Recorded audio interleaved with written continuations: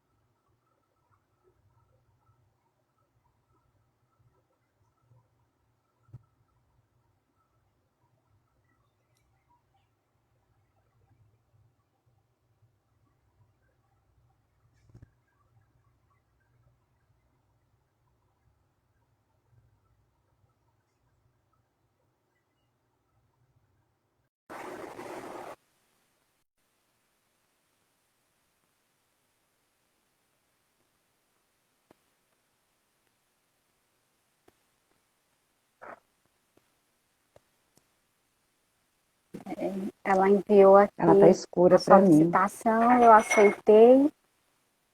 Acho que eu não sei, acho que ela não está conseguindo entrar.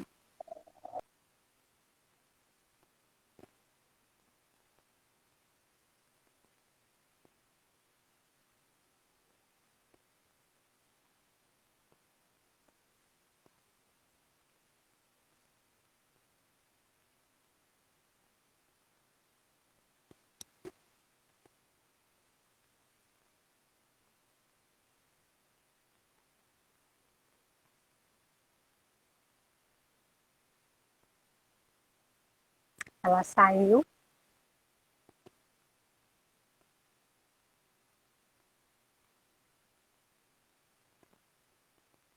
Sueli, ela saiu novamente.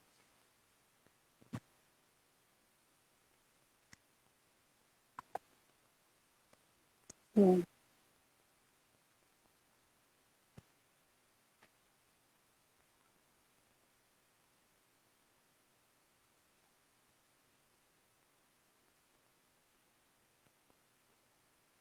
Sim, ela entrou. Aqui, vou tentar novamente. Aceitei a solicitação.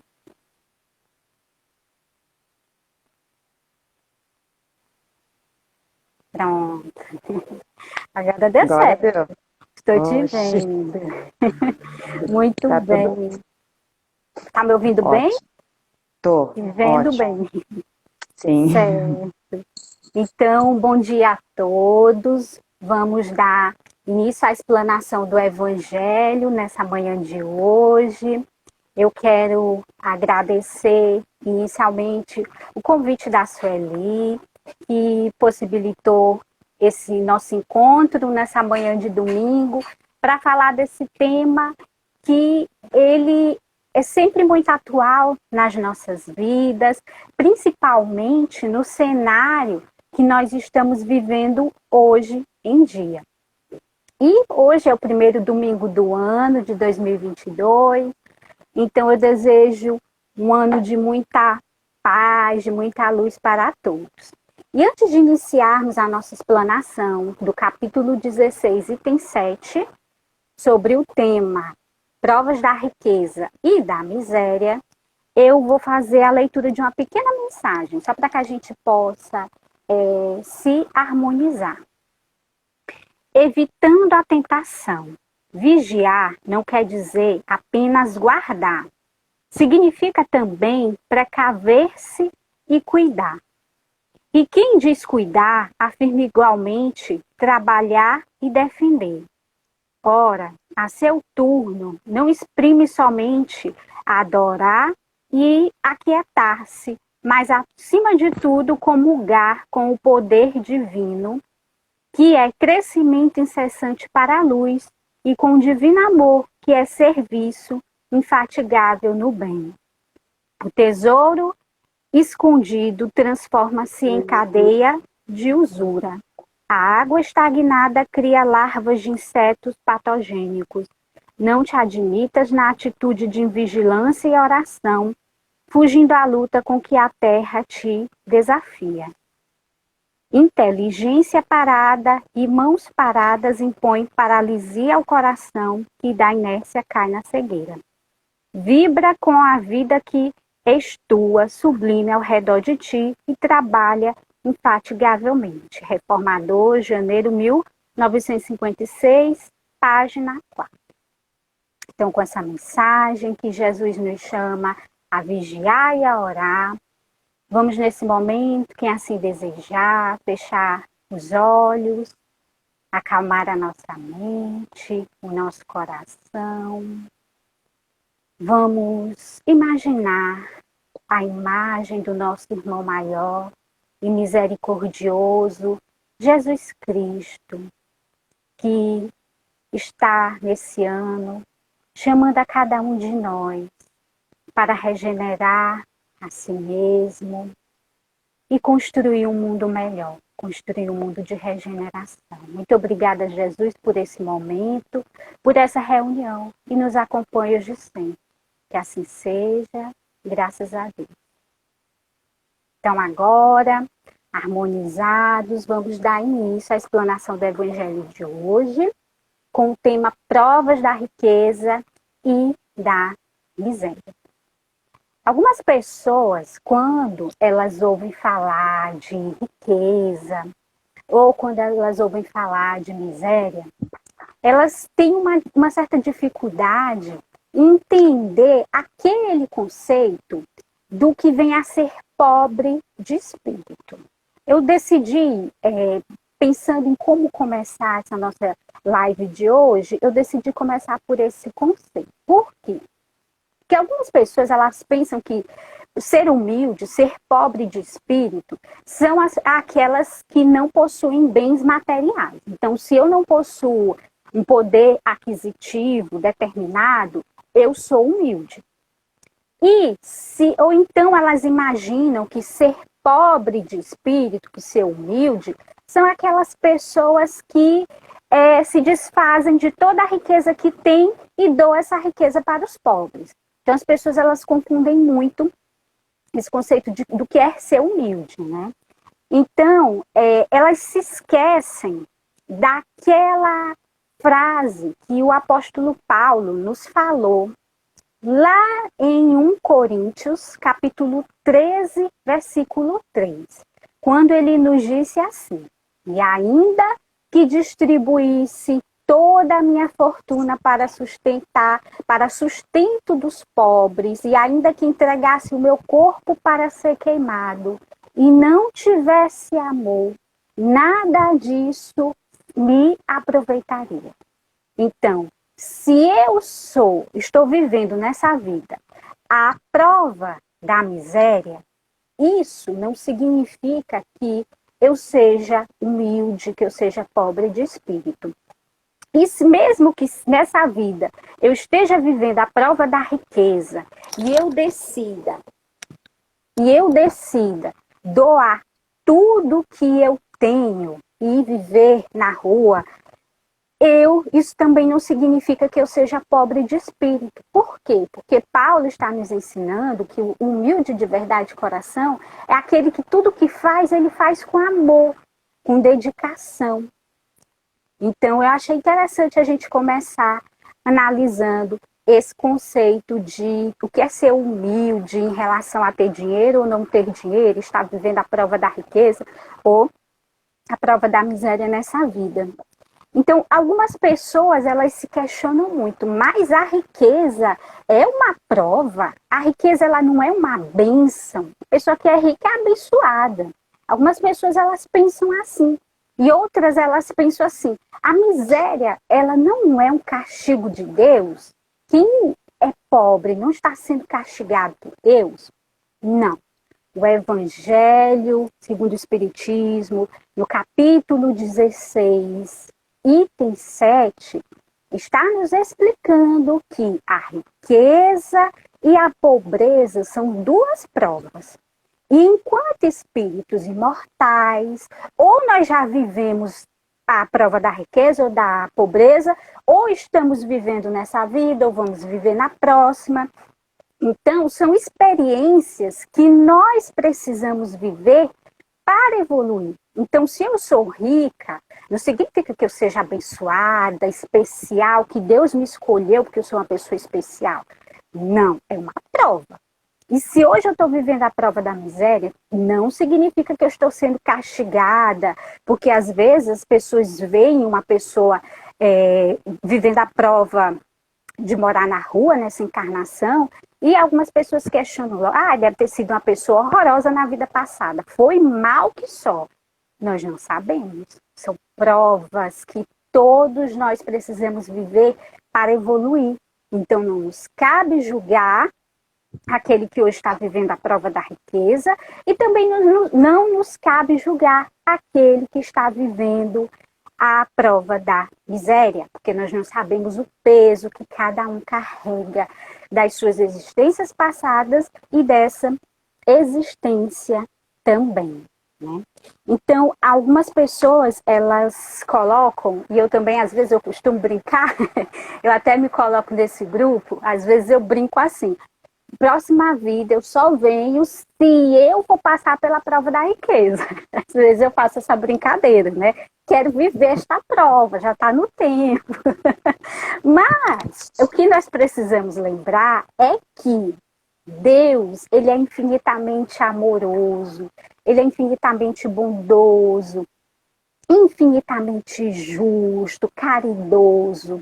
Então, Deus, ele não vai colocar uma prova nas nossas vidas que possa nos atrapalhar consideravelmente, que possa nos atrasar o equivalente a 10 encarnações. Então, se hoje nós estamos vivendo uma situação financeira mais complicada, é porque essa prova vai nos ajudar a evoluir, vai nos ajudar a trabalhar a humildade, a trabalhar o orgulho, a trabalhar o egoísmo. E se nós estamos vivendo a prova da riqueza, essa prova também, ela veio para nos fazer crescer de muitas formas também.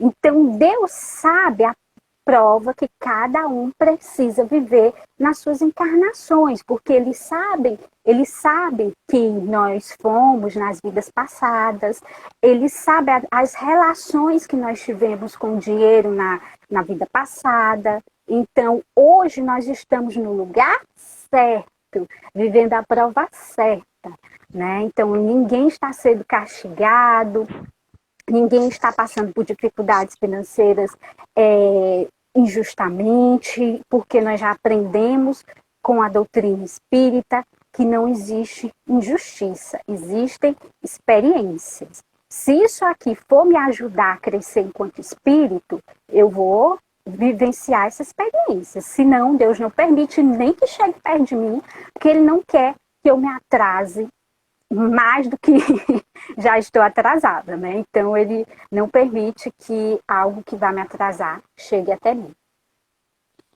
Então, por que alguém precisa viver a prova da riqueza? Ou por que outra pessoa precisa viver a prova da miséria? Tudo isso é com o objetivo de nós evoluirmos. A prova da riqueza e a da miséria, elas nos ajudam a trabalhar o nosso orgulho, o nosso egoísmo, a vaidade, os nossos ciúmes, a nossa inveja, todos esses sentimentos inferiores que nós, espíritos encarnados em um mundo de provas e expiações, ainda trazemos lá das nossas experiências passadas. Então, quando eu venho com a prova da riqueza, vai me ajudar a trabalhar isso, e a prova da miséria também. Então, algumas pessoas, elas não conseguem ver a riqueza como prova. Nossa, mas quem é rico, é abençoado, é uma pessoa muito feliz. Como é que pode um rico ser infeliz? Sim, pode. E a doutrina espírita tem nos mostrado Isso, e é só a gente olhar para o lado, a gente vê tantas pessoas que aparentemente têm tudo e que são tão infelizes. Então, quando eu acho que quem está vivendo a prova da riqueza é infinitamente feliz, é abençoado, é porque eu penso que a riqueza ela é dada a alguém para que essa pessoa ela possa alimentar todos os seus vícios, todos os seus desejos, as suas vontades. E eu me esqueço que tudo aquilo que é dado a cada um de nós nas nossas encarnações é dado para que a gente evolua e para que a gente ajude o próximo a evoluir também. Então, se eu estou vivendo a prova da riqueza e eu foco em vícios, eu foco na sexualidade exagerada, se eu foco em drogas, eu vou ser infeliz, porque isso não traz felicidade. Isso não traz felicidade. E aí Kardec coloca no capítulo 16, item 7, que a prova da riqueza ela é muito perigosa. É muito fácil aquele que está vivendo essa prova cair em tentação a qualquer momento. A qualquer momento ele pode se desviar daquele propósito que ele veio traçar aqui. Então, às vezes a gente ouve as pessoas falando: ah, mas se eu tivesse dinheiro, eu iria fazer toda a plástica do mundo. Iria mudar o olho, o nariz, a boca, tudo. E às vezes a gente escuta alguns homens falando: nossa, se eu tivesse dinheiro, eu teria todas as mulheres do mundo aos meus pés. É por isso que a prova da riqueza ela é tão difícil e é tão fácil de cair em tentação. Porque quando você tem dinheiro, você tem muitas facilidades na sua vida e isso faz com que você desvie o seu caminho. Então, mas, felizmente, nós sabemos que muitos espíritos que estão aqui, vivendo a prova da riqueza, são espíritos que estão aproveitando essa oportunidade, que estão fazendo obras de caridade, que estão ajudando o próximo, que estão usando esse dinheiro para ajudar o planeta a evoluir, para tirar várias e várias pessoas da miséria, né? Nós sabemos que tem espíritos que estão trabalhando a riqueza de forma bondosa, não pensando só em si. Antes da noite do Réveillon, eu estava assistindo ao jornal e eu achei, passou uma reportagem falando sobre o prêmio da Mega Sena, que sempre, né, todo ano, fazem essa reportagem. E aí o repórter estava perguntando para as pessoas que estavam na loteria o que elas iriam fazer se ganhassem o prêmio. E muito interessante, a maioria das pessoas respondeu: vou pagar as minhas dívidas. Ok, tudo bem, claro, né? A gente tem que pagar as dívidas que contraiu aqui nessa vida. Mas elas acrescentavam: vou pagar as minhas dívidas e vou viver a vida. Então, esse eu vou viver a vida é que muitas vezes é o problema. Por quê? O que é viver a vida para espíritos como nós? Espíritos de um mundo de provas e expiações. Então, muitas vezes, para aquelas pessoas, viver a vida não vou mais trabalhar, vou ficar ali quietinho, vou ficar só viajando, não vou mais trabalhar. Ou então, vou viver a vida de balada em balada, vou beber muito, vou namorar muito. Então, às vezes a gente vê uma pessoa que todo tempo joga na Mega Sena, todo mês joga na Mega Sena, e a gente fica: meu Deus, mas fulano joga todo mês e não ganha. Por quê? Porque Deus sabe o quanto aquele prêmio iria prejudicar a vida daquele espírito, iria atrasar aquele espírito. Porque a ideia que nós ainda temos de viver a vida, a ideia que nós ainda temos de dinheiro, de riqueza, é uma ideia que não nos faz evoluir, que, pelo contrário, nos atrasaria 10 vidas. Então, se eu não ganho na Mega Sena, é porque não é algo positivo para essa encarnação que eu estou vivendo. Eu tenho que viver mesmo aquela encarnação que eu tenho que trabalhar, que eu tenho que progredir por meio do meu esforço próprio, tenho que enfrentar dificuldades financeiras, e isso não é nada vergonhoso, não é castigo nenhum. E isso é Deus me ajudando a evoluir. Isso é Deus me fazendo crescer, progredir espiritualmente. Então, estar vivendo a prova da miséria não é vergonha, né, como algumas pessoas pensam. É mais uma prova. E estar vivendo a prova da riqueza não é privilégio nenhum. É mais uma prova. Nenhum de nós é mais especial do que o outro aos olhos de Deus. Infelizmente, aqui entre os homens, quem tem poder aquisitivo é supervalorizado, às vezes age muito mal, e as pessoas fecham os olhos para o que ele faz de errado. E às vezes uma pessoa que é muito humilde, que não tem um poder aquisitivo elevado, que passa muita necessidade, ela é impedida até mesmo de entrar em uma repartição pública, porque não está bem vestida, porque está usando um chinelo. Então, nós, encarnados, temos uma visão muito distorcida do que significa estar vivendo a prova da riqueza e o que significa estar vivendo a prova da miséria, né? Então, algumas pessoas pensam assim: sim, tenho dinheiro e eu acho que o dinheiro vai fazer com que eu me perca nessa vida. Então eu vou doar tudo que eu tenho. Vou doar e vou viver na rua. Será que Deus quer isso? Será que Deus não quer que eu faça isso? Aí vem uma pessoa e diz: ah, mas São Francisco fez isso. Mas será que dá para comparar espíritos como nós com um espírito como São Francisco?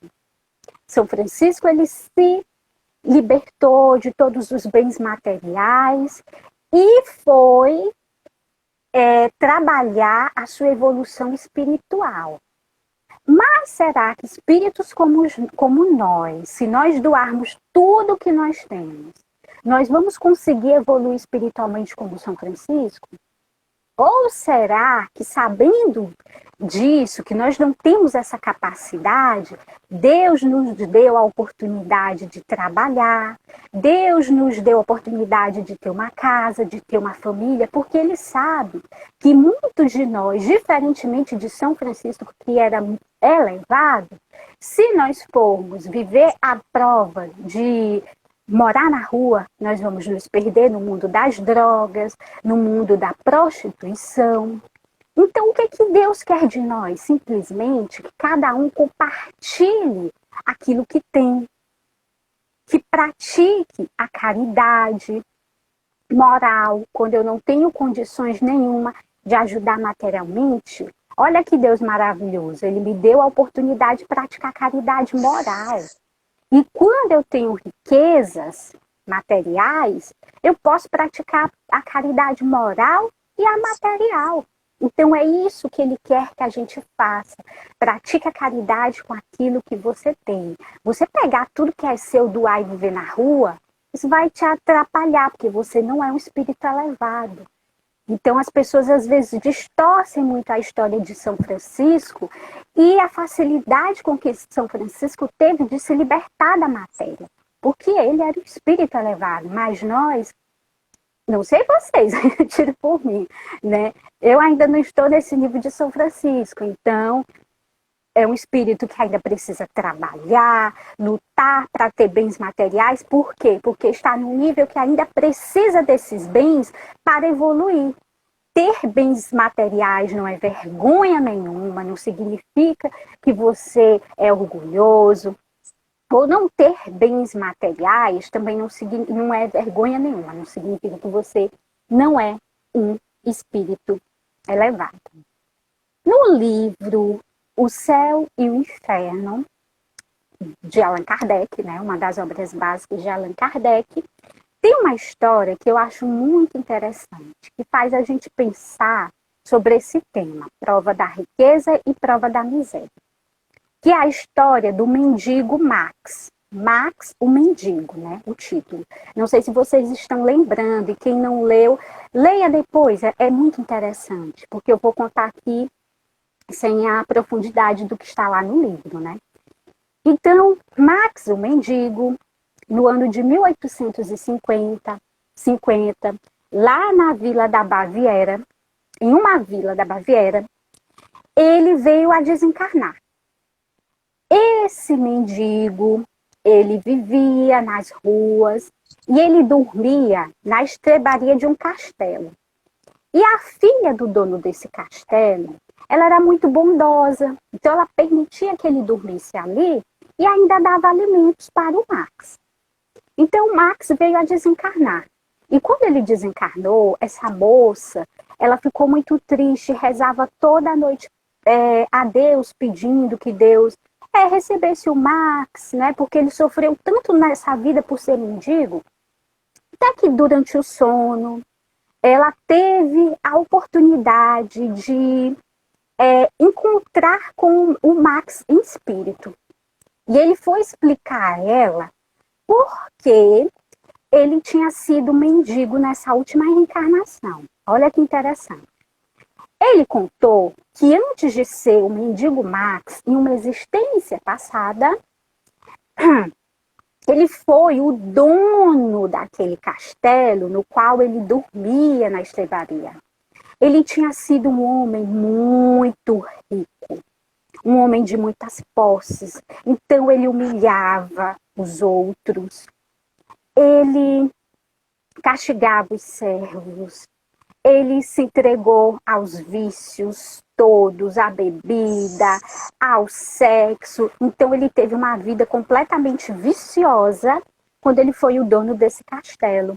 E aí, por causa dos excessos, ele morreu muito jovem. Quando ele chegou lá no mundo espiritual, ele sofria muito. Por quê? Porque as pessoas que ficaram encarnados, muitos tinham muita raiva dele, aí ficavam pedindo a Deus que ele estivesse no inferno, que ele estivesse sofrendo. Já pensou você lá no mundo espiritual, ouvindo as pessoas pedindo a Deus para você ir para o inferno? Olha que tormento. Então ele ficou lá totalmente atormentado.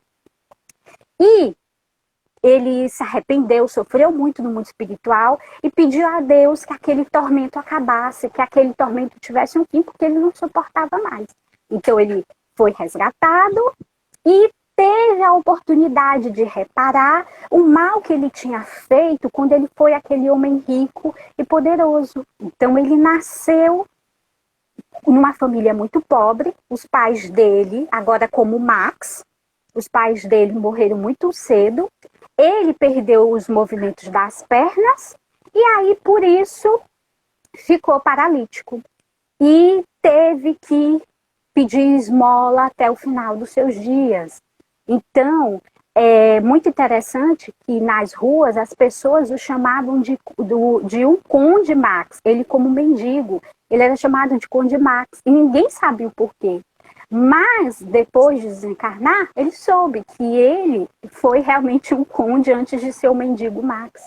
Então, essa história que está em O Céu e o Inferno, de Allan Kardec, nos mostra que muitas vezes a prova da miséria, nem sempre, gente, porque às vezes o espírito pede para passar por essa prova, mas muitas vezes está relacionada ao mau uso que eu fiz do dinheiro, que eu fiz do poder aquisitivo, que eu tive em vidas passadas. E aí, para trabalhar orgulho, humildade, egoísmo, aí nessa vida eu venho viver a prova da miséria, eu vou passar por dificuldades financeiras muito grandes, eu não vou ter dinheiro para a educação, eu não vou ter dinheiro para a saúde.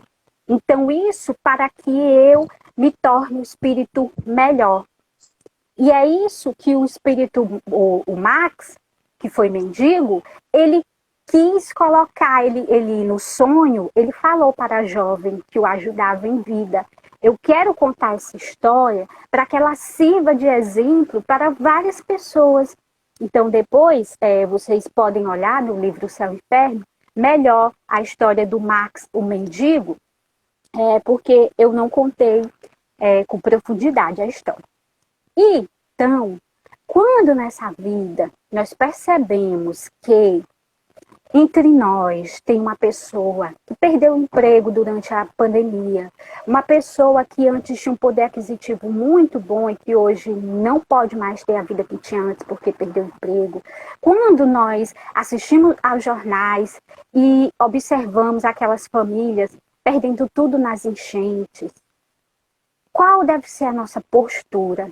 Não aquela postura que julga, nossa, perdeu tudo na enchente é porque fez isso e aquilo, foi uma pessoa muito má, por isso que hoje está sofrendo na enchente. Não, não é isso a postura de um cristão. A postura do cristão é aquele que vê o irmão sofrendo, se não pode ajudar materialmente, faz uma oração por aquela pessoa, pede a Deus que ela possa resistir até o final àquela prova. Peça a Deus que ela não pense em sair desse mundo por outras vias, como o suicídio, e não julgue. Essa é a postura do verdadeiro cristão. Quando eu vejo uma pessoa que está vivendo a prova da riqueza, e eu vejo essa pessoa caindo em esquemas de corrupção, desviando dinheiro público, eu vou maldizer essa pessoa, eu vou julgar essa pessoa? Não, eu vou rezar por essa pessoa, eu vou pedir a Deus que sustente essa pessoa no bem, no amor, porque o que ela vai encontrar depois de desencarnar é muito sério. Ela vai encontrar ali as dívidas que ela acumulou aqui. E muitas vezes ela faz aquilo, ela não tem nem consciência de mundo espiritual, às vezes ela não tem nem consciência de quem é Deus, como nós que aqui estamos, temos essa consciência. Então nós não devemos julgar ninguém que está vivendo a prova da riqueza, né, a da pobreza. Nós só devemos orar um pelos outros para que cada um possa realmente viver a sua prova até o último dia com fé, esperança e coragem de que no futuro nós seremos todos espíritos melhores, espíritos de luz mesmo. Então, meus amigos, eu agradeço imensamente a oportunidade de poder conversar sobre esse tema com vocês. E então, para que a gente possa encerrar esse momento de hoje, vamos fazer uma oração para que nós possamos, ao longo do dia, ficar em conexão com a equipe espiritual. Então, quem quiser, pode fechar os olhos e, Senhor Jesus Cristo, irmão maior, obrigada pelos ensinamentos dessa manhã de domingo, esses ensinamentos que o Senhor trouxe até nós nesse primeiro domingo do ano de 2022. Que cada um de nós possa refletir o que aqui foi dito, o que foi colocado pelos amigos espirituais presentes, responsáveis por essa live, que possamos refletir o uso que temos feito das riquezas que o Senhor colocou nas nossas vidas, que podemos refletir sobre a prova da miséria e que o Senhor nos acompanhe hoje e sempre e nos ilumine e nos abençoe, nos fortalecendo para viver as nossas provas. Muito obrigada, Jesus. Nos acompanhe hoje sempre e que assim seja. Muito obrigada, meus amigos. Obrigada, nossa querida intérprete. Obrigada a Sueli. E um bom dia a todos e feliz ano novo a todos. Tchau, tchau. Tchau.